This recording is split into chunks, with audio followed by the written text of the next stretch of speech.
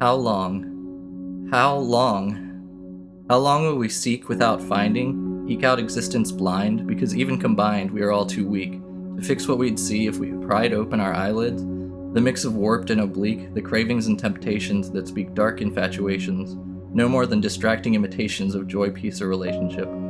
How long will we fall to our riled imaginations, the wild emanations that call out and supersede our desire to crawl out of this bramble of evil deeds?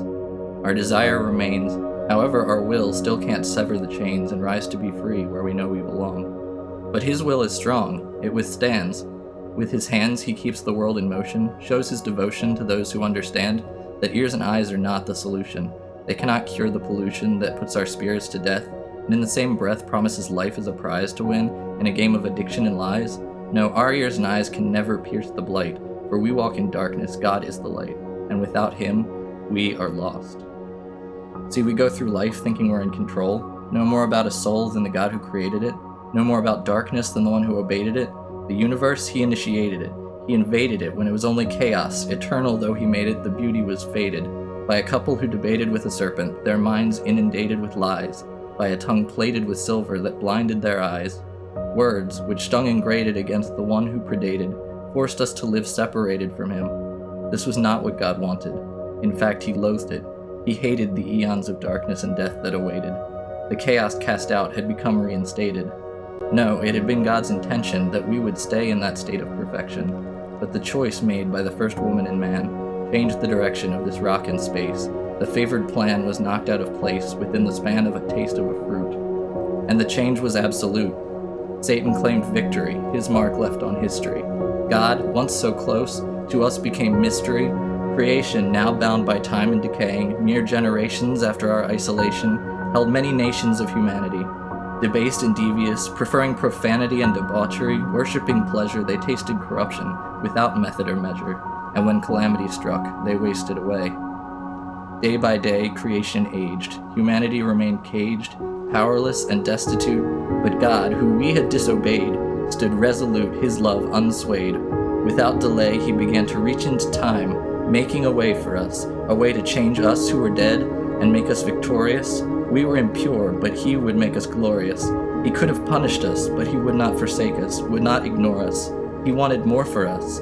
Us who would still rather see Barabbas free, would rather live self-indulgently than be protected by his sovereignty.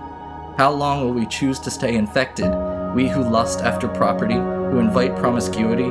Possessed by possessions, we worship idolatry. Choose deception, not honesty, separation, not equality, damnation, not amnesty, when all he wants us to be is love. This is why Jesus came into our volatile chaos of brazen rebellion and shame, why he endured imprisonment though he held no blame. While we cheered Barabbas instead of his name, this is why his love never diminished or changed. Without death, the blood price and power of our sin remained. He let his blood be spilled, kept his power restrained, though ahead lay a hill where his life would be claimed. He considered it greater, despite all the pain, to cover our ransom, to our souls regain. He knew his actions alone could not demolish the thrones we build, and obsessively polish to seat the selfishness instilled.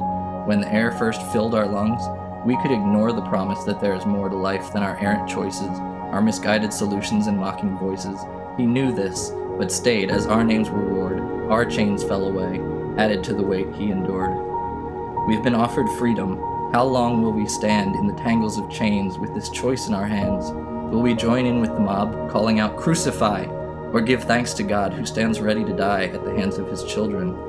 Are we willing to believe that with a decision we would receive a place in eternity, that we could escape from this superficial condition? Our position is not that of dusty religion. We can live free of all inhibition because God wasn't willing to leave us without protection. He gave us a way to become a reflection of his own perfection. What we long for he gave us with his death and resurrection.